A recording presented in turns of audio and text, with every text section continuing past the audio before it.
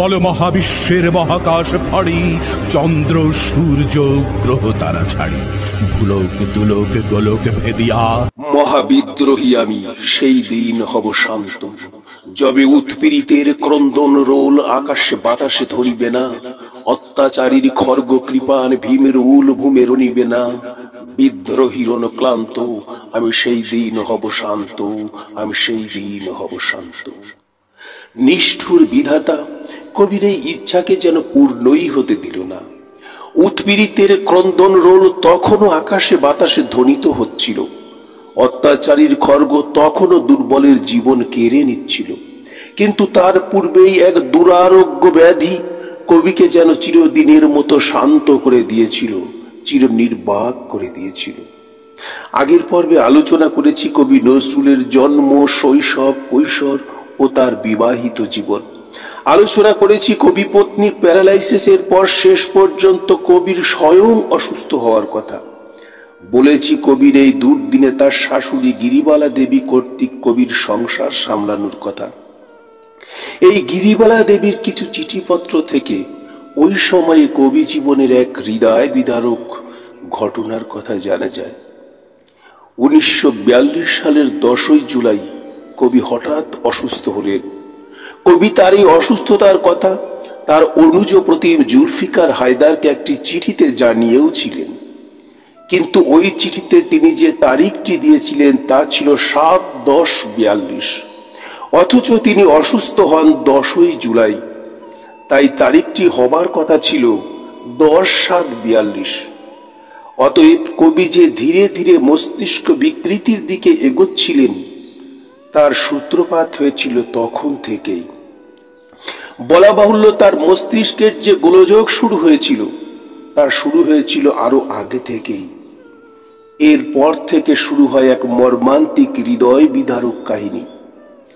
যে নজরুল তার আবেগ, উদ্দীপনা ভরা কবিতা, সঙ্গীত, হাম, নাদ, গজল প্রভৃতির মাধ্যমে একসময় সাহিত্য সঙ্গীত জগতে ঝড় তুলেছিলেন, যার কবিতায় স্বয়ং ব্রিটিশ সরকারের হৃদকম্প জেগে উঠেছিল, সেই নজরুলের মহাবিপদের দিনে হিন্দু মুসলিম কারুরই তিনি তেমন ভাবে পাশে পেলেন না। অবিচারটা শুরু হয়েছিল তার বিবাহের সময় থেকেই। কারণ সেই সময় হিন্দু মুসলিম বিবাহ মৌলবাদী হিন্দু ও মুসলমানদের কাছে কেবল অবৈধই ছিল না, ছিল মহা অন্যায়, মহাপাপ স্বরূপ। তাই হিন্দু মৌলবাদীরা তাকে দূরে সরিয়ে দিয়েছিল। আবার যেহেতু প্রমীলা দেবী নজরুলকে বিয়ে করলেও ধর্ম পরিবর্তন করেননি এবং বাড়িতে তিনি পূজা অর্চনাও করতেন, যা গোড়া মুসলিম সমাজকে নজরুলের বিরাগ ভাজন করেছিল।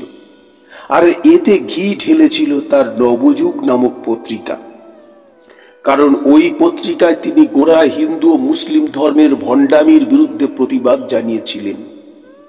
এছাড়া হিন্দু দেবদেবী নিয়ে সাহিত্য সঙ্গীত রচনা, শ্রদ্ধা ভরে তাদের নাম সহ বেদ মন্ত্র উচ্চারণ প্রভৃতির ফলে গোড়া ইসলামের কাছে তিনি শত্রু বলেই বিবেচিত হন।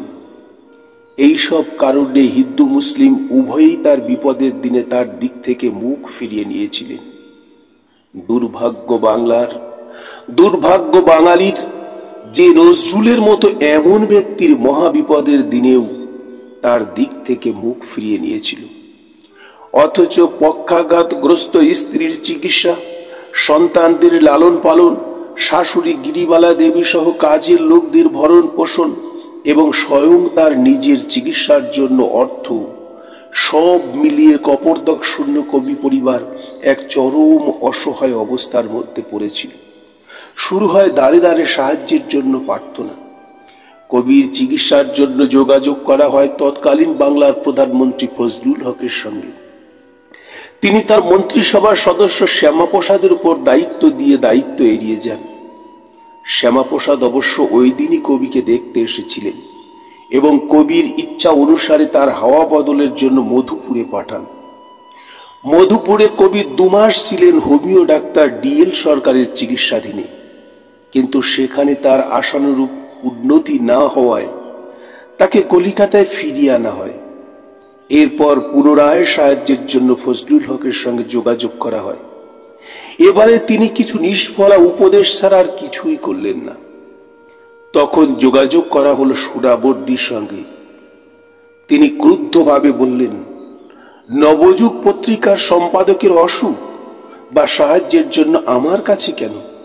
তোমাদের ফজলুল হক তো আছে, তার কাছে যাও।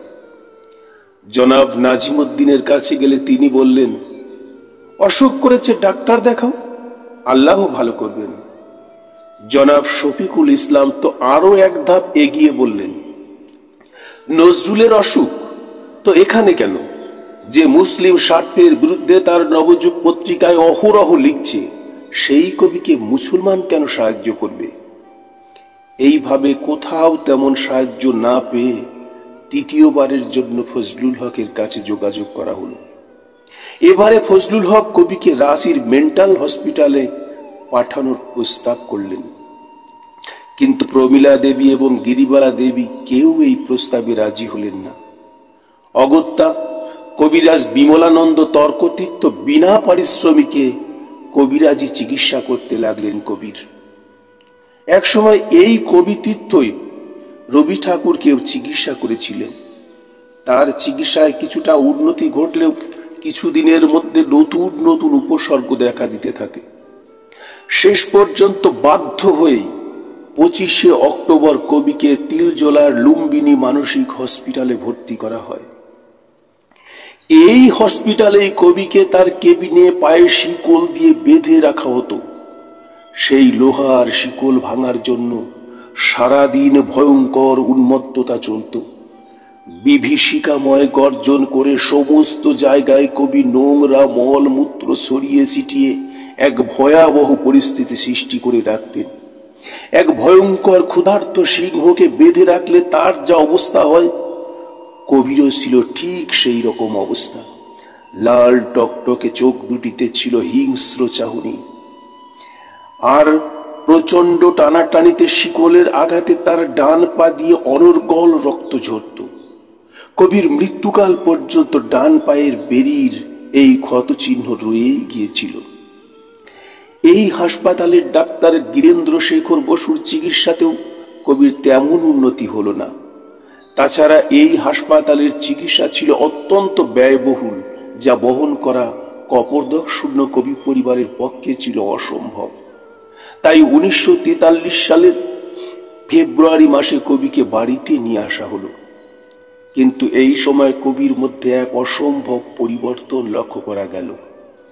তিনি আর আগের মতো গর্জন করছেন না, ক্ষুধার্ত ব্যাঘ্রের মতো কাউকে ধরতেও যাচ্ছেন না। সম্পূর্ণ চুপচাপ নির্বাক হয়ে পড়ে আছেন। চিৎকার উন্মত্ততা ছেড়ে সম্পূর্ণ নির্বাক হয়ে শুধু দুটি করুণ চোখে চেয়ে থাকতেন। কবি যেন জীবিত থেকেও মৃতবৎ হয়ে পড়লেন। এদিকে ভারতের রাজনীতিতেও চরম পরিবর্তন সাধিত হল। গান্ধীজির ভারত ছাড়ো আন্দোলন, নেতাজির আজাদ হিন্দ আন্দোলন, জিন্নার পাকিস্তান দাবি, নৌ বিদ্রোহ, দ্বিতীয় বিশ্বযুদ্ধে জাপানি আক্রমণের আতঙ্ক প্রভৃতি ঘটনার ফলে ভারতীয় রাজনীতিতে এক জটিল অবস্থার সৃষ্টি হয়। এই অবস্থায় 1946 খ্রিস্টাব্দের 16ই আগস্ট শুরু হয় ভয়ঙ্কর দাঙ্গা। নির্বাক জড়বৎ কবি এসবের কিছুই যেন উপলব্ধি করতে পারলেন না। এই অবস্থায় একদিন হঠাৎ তার শাশুড়ি গিরিবালা দেবী নিরুদ্দেশ হয়ে গেলেন। কেন গেলেন, কোথায় গেলেন, কিভাবে গেলেন, বেঁচে থাকলেন না মারা গেলেন, নাকি কেউ তাকে মেরে ফেললেন, তার সম্পর্কে কোনো কথাই আর জানা গেল না। নজরুলের মহাবিপদের দিনে যে গিরিবালা দেবী দু হাতে আগলে রেখেছিলেন তার সংসার, সেই শাশুড়ি যেদিন তার সংসার ছেড়ে রহস্যজনকভাবে নিরুদ্দেশ হলেন, সেদিন থেকে তার সংসার আগলানোর আর কেউ থাকল না। অর্থাৎ কবি যখন একটু একটু করে তলিয়ে যাচ্ছিলেন স্মৃতিভংশের অতল তলেই, তখন দেশ ও তার পরিবারে যে কত বড় পরিবর্তন হচ্ছিল তা তিনি অনুভব করতে পারলেন না। এরপর 1947 সালে ভারত স্বাধীন হল। দ্বিজাতি তত্ত্বের ভিত্তিতে তা দ্বিধা বিভক্তও হল। কিন্তু নির্বাক কবির তাতে কোনো প্রতিক্রিয়া ছিল না। স্বাধীন ভারতের পশ্চিমবঙ্গ সরকার কবি পরিবারের জন্য অর্থ সাহায্য বরাদ্দ করলেন।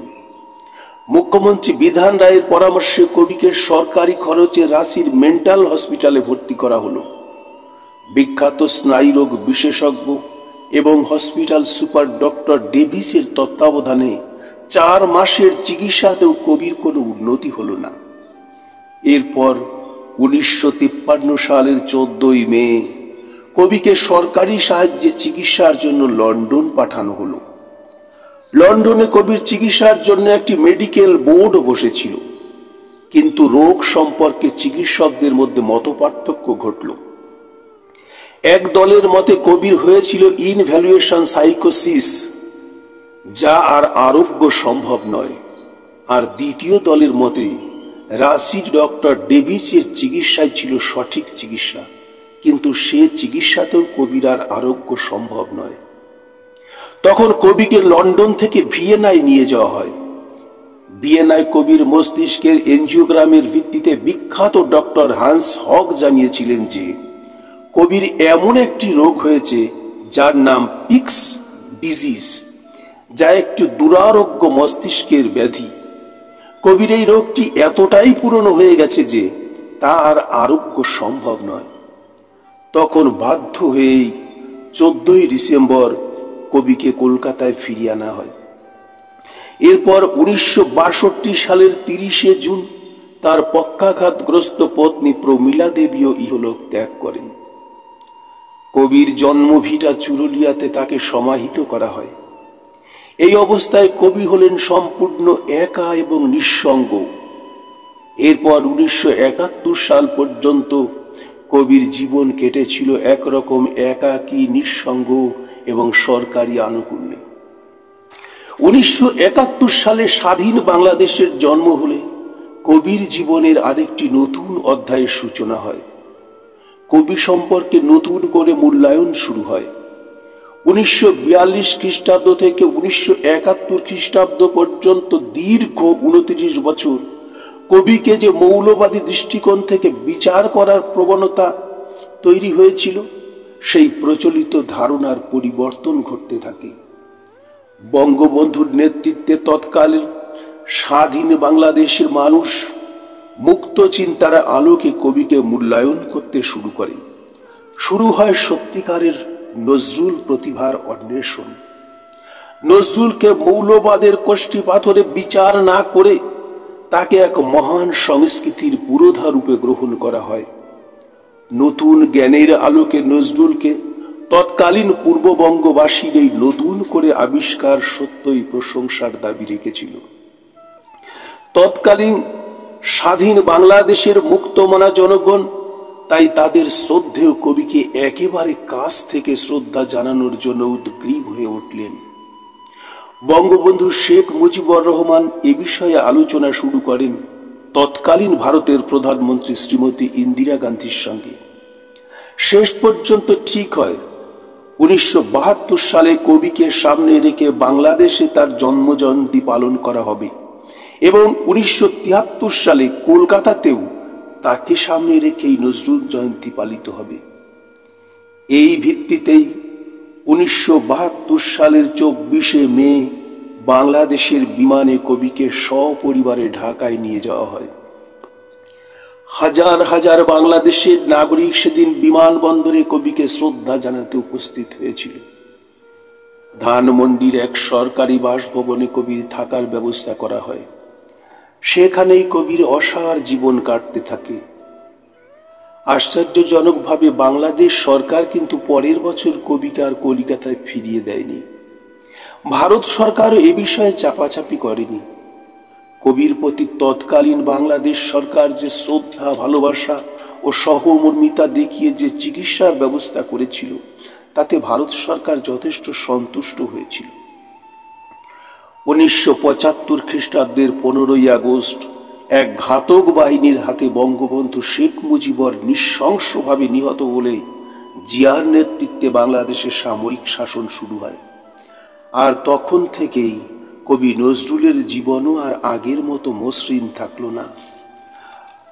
শোনা যায় কবি যে সরকারি আবাসনে থাকতেন তার উপর নজর পড়ে এক সামরিক কর্তার। তাই পরিকল্পনা মতো কবিকে অসুস্থতার অজুহাতে ভর্তি করা হয় হাসপাতালে।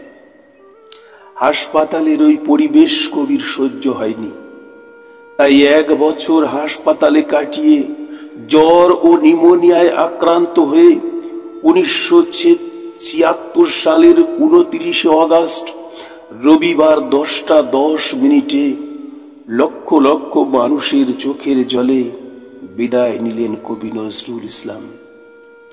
চিকিৎসকদের সমস্ত চেষ্টাকে ব্যর্থ করে, বিজ্ঞানের সমস্ত রক্ষা কবচকে অসার প্রমাণ করে মহাকাল রূপী মৃত্যু এসে গ্রাস করেছিল কবির সেই নির্বাক, নিথর ও জড়বৎ দেহটিকে। কবিতার একটি গানে একসময় লিখেছিলেন, মসজিদের পাশে আমার কবর দিও ভাই, যেন গড়ে থেকেও মুয়াজ্জিমের আজান শুনতে পাই। এই গানের উপর ভিত্তি করেই অনেকে বাংলাদেশেই কবিকে সমাধি দেবার প্রস্তাব জানায়। বাংলাদেশ সরকারও সাগ্রহে এই প্রস্তাব গ্রহণ করে। ঢাকা বিশ্ববিদ্যালয়ের কেন্দ্রীয় মসজিদের পাশে রাষ্ট্রীয় মর্যাদায় কবিকে সমাহিত করা হয়। কিন্তু কেউ স্মরণ করালেন না যে তার পত্নী প্রমীলা দেবীও তার কবরের পাশেই সমাহিত হওয়ার ইচ্ছা প্রকাশ করেছিলেন। তাছাড়া কবির জন্মস্থান চুরুলিয়া ও তাকে নেবার সময় ফিরিয়ে দেওয়ার প্রতিশ্রুতি দেওয়াও হয়েছিল। মনে করা হলো না এসবের কোনো কথাই। এমনকি প্রমীলা দেবী ও কবির এই একান্ত ইচ্ছার কথা যিনি জানতেন তিনি হলেন কবিপুত্র কাজী সব্যসাচী। তিনিও তখন ঢাকায় উপস্থিত ছিলেন না। দমদম বিমানবন্দরে বিমান বিভ্রাটে তিনি আটকে পড়েছিলেন। তিনি যখন পৌঁছান তখন কবির কবরের শেষ মাটিটুকু পড়ে গেছে। তাই মায়ের শেষ ইচ্ছা পূর্ণ করতে কাজী সব্যসাচী কবির এই পবিত্র কবর থেকে এক টুকরো মাটি নিয়ে চুরুলিয়ায় প্রমীলা দেবীর সমাধির পাশে কবির একটি সমাধি তৈরি করেন। কিন্তু ইতিহাসে ভুল থেকেই গেল। তাই তো দেশ ভাগের পর কবি অন্নদাশঙ্কর রায় তার একটি কবিতায় লিখেছিলেন, ভুল হয়ে গেছে বিলকুল, আর সব কিছু ভাগ হয়ে গেছে, ভাগ হয়নি কোন নজরুল। সেই অন্নদাশঙ্কর রায় কবি নজরুলের মৃত্যুর পর আরেকটি কবিতায় লিখলেন, কেউ জানলো না ইতিহাসে ফের ভুল হয়ে গেল বিলকুল, এতকাল পরে ধর্মের নামে ভাগ হয়ে গেল নজরুল। তৃতীয় পর্বে চেষ্টা করব বাংলা সাহিত্য সংস্কৃতিতে তার অবদানের কথা। ভালো লাগলে আমার সঙ্গে থাকবেন। ধন্যবাদ।